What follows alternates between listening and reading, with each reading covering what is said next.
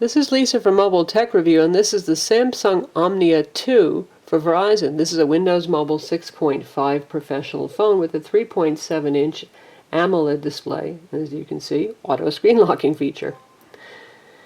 This is a very simple design on the front. You have call, send, and end buttons, and this is the menu button that brings up the application picker, which replaces the standard Windows Mobile honeycomb application layout. On the side, we do have plenty of buttons, though. We've got the volume control here. The microSD card slot is actually underneath the back door. You can remove the battery door to access it without taking the battery out. It's a little OK button here, which functions something like a back button or close the Xbox button on the upper corner of applications. 3.5mm stereo headset jack, charm holder. And on this side, we'll turn it over so you can see the labels. Got the screen lock unlock button, the camera button. They're awfully close together, so it's easy to accidentally hit the camera launcher / shutter button control here. This is your micro USB connector under this door. And we have stereo speakers on the back. The back of the device has this interesting reflective finish here. If it's pretty dark, you won't see the red reflecting very much, but light catches it and it looks sort of like a tail lens reflector, similar to Samsung Jet and some other high-end Samsung phones we've reviewed recently. You have your stereo speaker grills here. This is the 5-megapixel autofocus camera with LED flash that takes quite good pictures, just like the first Omnia on Verizon.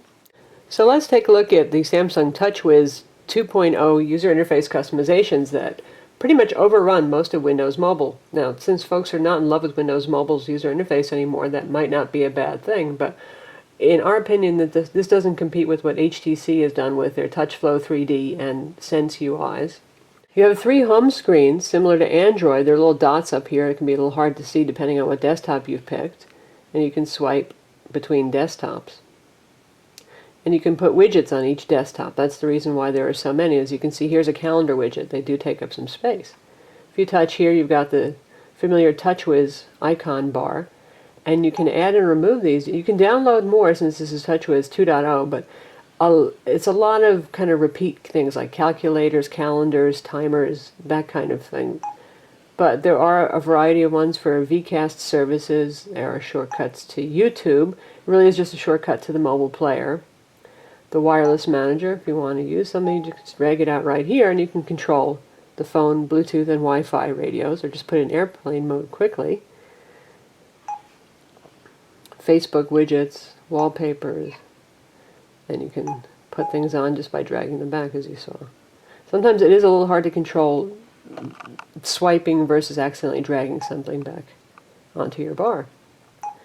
There's a media player here, which is kind of cool. We've seen that on TouchWiz phones before. And you get the idea. You can't just put any Windows Mobile application on here. In fact, if you want to see the usual Windows Mobile 6.5 honeycomb grid, you're out of luck unless you disable some Samsung TouchWiz features. Instead, you get the Samsung menu with their own custom icons. So if you're used to Windows Mobile, these icons won't seem that familiar at first. Not that they're that hard to learn.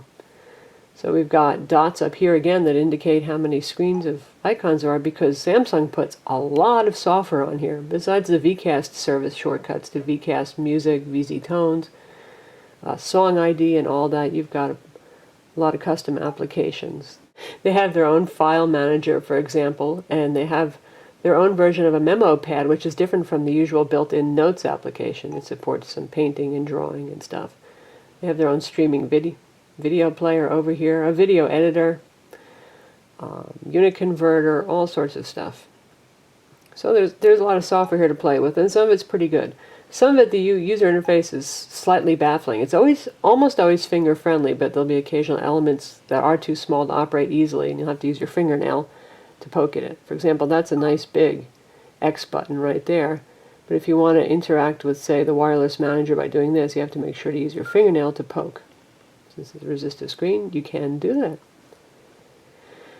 Another little cute thing they have is the Cube. Again, we've seen this on the Samsung Jet and on the Behold 2, and this is more eye candy than anything else. In fact, it's interesting. With previous versions of the Cube we've seen, you have the Cube to launch, say, here's games, here's VCast services, there's the video player. But they actually give you shortcuts that represent pretty much everything that's on the sides of the cubes, making the cube almost redundant. So you can get to the web browser here, your music player, and all that. It's cute. Again, not sure it really adds that much other than some eye candy effects. Let's take a look at some of the enhancements that they've done to things like contacts. Here, this doesn't look a thing like the usual Windows mobile contacts. It's huge and very finger-friendly. And if you want to just directly call, you just tap there. So here's the dialing interface. You can see you can put the speakerphone on, mute, access contacts and notes, and to get to keypad. The phone does have a proximity sensor, so you don't have to worry about cheek dialing when you're on the phone. And if you want to get out of something, you can hit the end button or the little close box right here. And take a look at another interesting enhancement, which is the swipe keyboard. We'll pretend we're doing a text message here. Here's what looks like just an on-screen QWERTY keyboard. This is Samsung's custom. In fact, they have just a keyboard that doesn't do swipe. That looks just like this. Now, instead of just tapping at the little letters over here, what you do is you drag from letter to letter. Say you want to write Lisa, you go tap L, you drag to I, you go to S, you go to A. And it actually works pretty well. It's pretty cool. Also available in landscape mode. Phone does have an accelerometer, so if the application supports landscape orientation, it will go into landscape orientation. Office Mobile does not support it. Opera does, the web browser that's installed. And IE Mobile 6 is also on board, but for some reason it doesn't support the accelerometer either. We'll take a look at Opera next on the phone.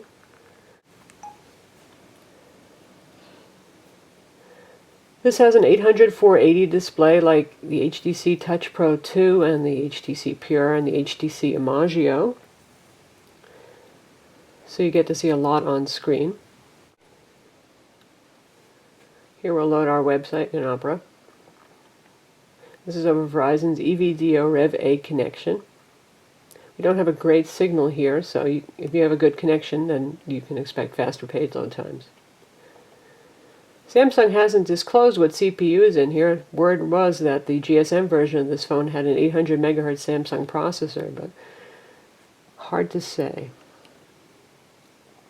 So it scrolls quickly enough. Doesn't fill the page as fast, say, as the Imagio does. So we also notice occasional lag on the phone. It is running a lot of extra software, and that doesn't really help with performance.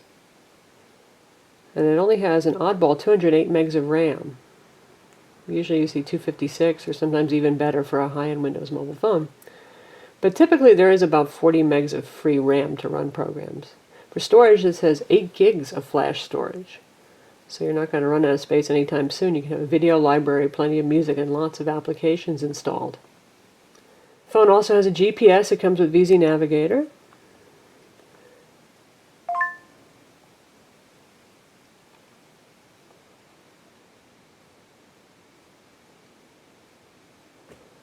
A little sluggish to launch there.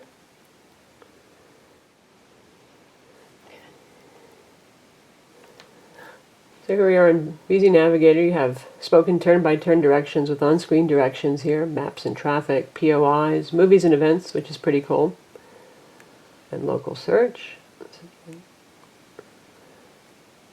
So where am I? And get your location from the GPS.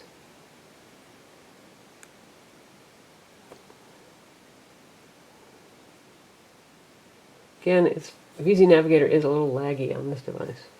Maybe we'll see a firmware update that helps.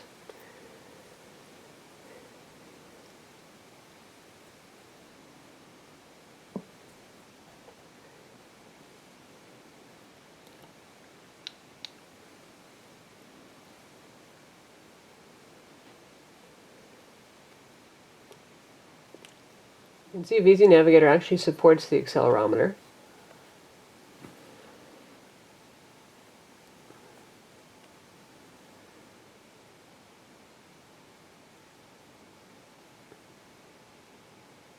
The phone has a YouTube player. Again, that's just a shortcut to the YouTube mobile site designed for cell phones. It's not that exciting, so we'll take a look at that. There's a shortcut here. You don't actually launch things from the bar, generally speaking. You have to drag the widget out to use it to launch something. So now we're going to m.youtube.com. And we'll just pick a video that's featured on the home screen. So this is Samsung's streaming media player here over Verizon's 3G network.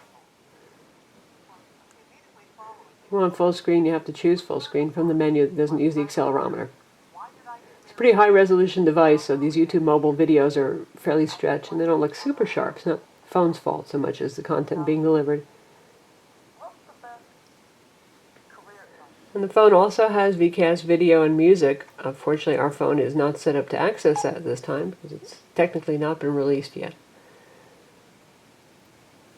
Here's a widget manager. If you want to see how you add and remove widgets, you just tap to select or unselect them, and you can scroll through by dragging with your finger. There's inertia scrolling, so you can get it going fast.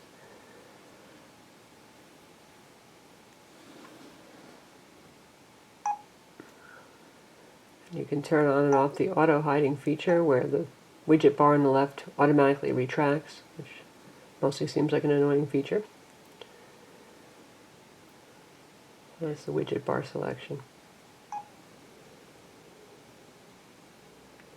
So that's the Samsung Omnia 2 Windows Mobile 6.5 professional phone running TouchWiz 2.0 for Verizon. The phone has Wi-Fi, 802.11bg, Bluetooth with A2DP, a GPS, a 5 megapixel camera with autofocus lens and a LED flash that takes very good pictures, micro SD card slot, 8 gigs of flash storage, and an AMOLED 3.7-inch resistive touchscreen display. Visit mobiletechreview.com to read our full review.